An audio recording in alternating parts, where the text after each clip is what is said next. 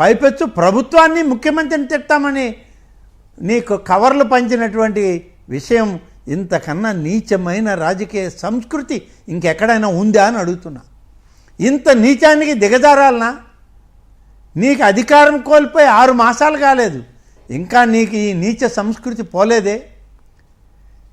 నీవు రాజకీయ మనుగడలో లేవు. నువ్వు ఇంకా దోపిడీ సంస్కృతిలోనే, దారి దోపిడీ విధానాల్లోనే, దుష్ట చతుష్టయంలో ఇంకా నువ్వు ఆలోచనలతో నడుస్తున్నావు తప్ప భారత రాజ్యాంగ ప్రజాస్వామ్య వ్యవస్థలో నీకు స్థానం లేదు అని చెప్పి జగన్కి, జగన్తో ఉన్న ఆ దుష్ట చతుష్టయానికి చెప్పాల్సిన అవసరం ఉంది. రైట్. మరొక అంశం సార్, కుప్పంలో అంతకు ముందు రోజు వరకు, ఆ రోజు వరకు కూడా చంద్రబాబు గారు ఉన్నారు, ఆయన సమీక్ష జరపలేదు. సీనియర్ మంత్రి ఆనం రామనారాయణ రెడ్డి దేవాదాయ శాఖ చూస్తున్నారు, ఆయన కూడా కనీసం సమీక్ష జరపలేదని చెప్పి కొద్దిసేపటి క్రితమే బొత్స లాంటి వారు మాట్లాడుతున్నారు. ఏం చెప్తారు దీనికి? బొత్స సత్యనారాయణ గారు సీనియర్ రాజకీయ నాయకుడు. కాంగ్రెస్ పార్టీలో అందరం కలిసి పనిచేసాం, వైఎస్ఆర్ కాంగ్రెస్ పార్టీలో కూడా కలిసి ఉన్నాం, కానీ మేము దూరం అయ్యాం. ఇంకా వాళ్ళ నాయకుడి గురించి ఆయనకి రాజకీయ అవగాహన రాలేదంటే ఆయన ఇంకా అవగాహన లేనటువంటి నాయకుడిగా కొనసాగుతూ ఉన్నాడు. బొత్స సత్యనారాయణ గారికి తెలుసో తెలియదో దేవాదాయ శాఖ ప్రక్షాళన జరుగుతూ ఉంది. అన్ని ఉత్సవాల విషయాల్లో ప్రభుత్వం పాలక వర్గాలతో కలిసి, అధికారులతో కలిసి పనిచేస్తూ ఉన్నాం. నిన్న జరిగిన సంఘటనకి పాలక వర్గం తిరుమలలో ఏర్పడింది. అంతకుముందు జరిగిన బ్రహ్మోత్సవాల సమయంలో అక్కడ పాలక వర్గం లేదు. ఇప్పుడు పాలక వర్గం వచ్చింది. స్వయం ప్రతిపత్తి కలిగినటువంటి సంస్థ తిరుమల తిరుపతి దేవస్థానం.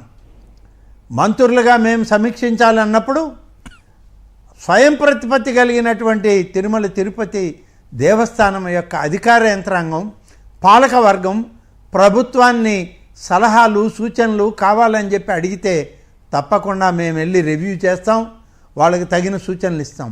బ్రహ్మోత్సవాలను అదేవిధంగా మేము సూచనలు ఇచ్చి నడిపించాం, సజావుగా సాగింది. అనుభవజ్ఞులైన అధికారులు, ఇవాళ అక్కడ ఉన్నటువంటి ఎగ్జిక్యూటివ్ అధికారి బొత్స సత్యనారాయణ గారి దగ్గరే ఎంతో అనుభవంతో పనిచేసిన వ్యక్తి కాదని బొత్స సత్యనారాయణ గారు చెప్పగలరా? అటువంటి సీనియర్ అధికారులు ఉన్నప్పుడు పొరపాట్లు జరుగుతాయనేటువంటిది ఎవరికీ భావం లేదు. పాలకవర్గం వాళ్ళు కలిసి చేసుకుంటున్నారు, బాగా చేస్తున్నారనే రాష్ట్ర ప్రభుత్వం కూడా భావించింది. అంతకుముందు దసరా ఉత్సవాలు చేశాం, బ్రహ్మోత్సవాలు చేశాం.